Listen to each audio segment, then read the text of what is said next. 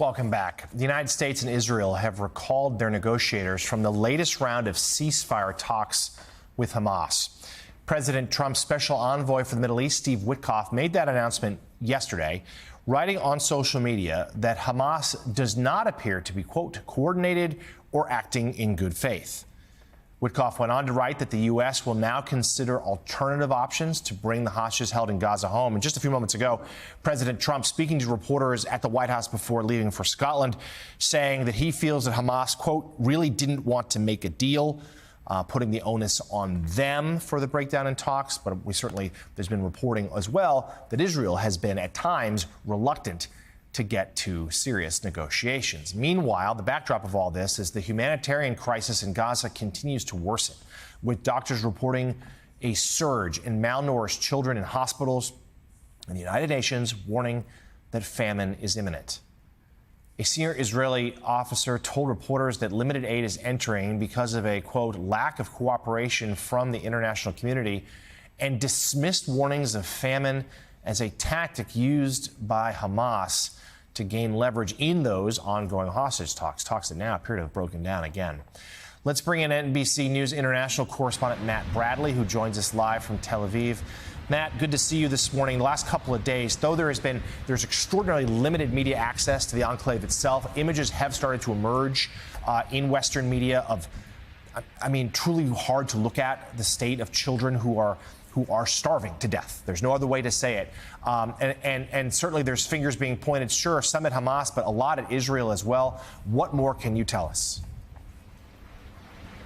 A lot of fingers being pointed at Israel, Jonathan, and I want to actually mention to our audience that when we talk about journalists in the Gaza Strip, many of them are being killed. We have our own team in the Gaza Strip. The images that we're sending out to our audience, they're coming from these brave journalists who are enduring all of the hardships that you're seeing on your screen and in newspaper pictures all the time. They don't get any special dispensation.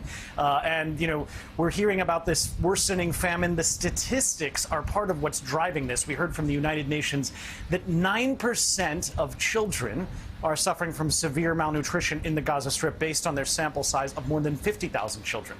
That's up from 6% just the previous month before this study was done.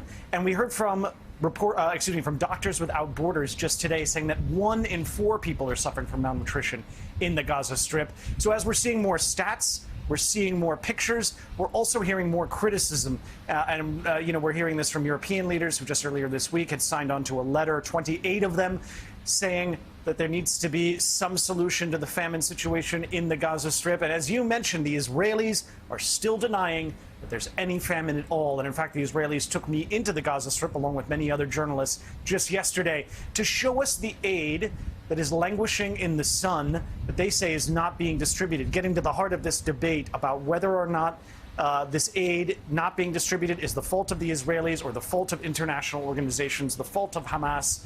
Either way, the civilian population of the Gaza Strip is suffering incredibly. Here's our report. Yusuf El-Safadi wasn't even 2 months old when hunger killed him. Now his father carries his son's body before he buries him. All this because of a lack of food and formula. His father said there is nothing in the country. A new report from the UN Humanitarian Affairs Office says as many as 9% of children in Gaza are suffering severe malnutrition.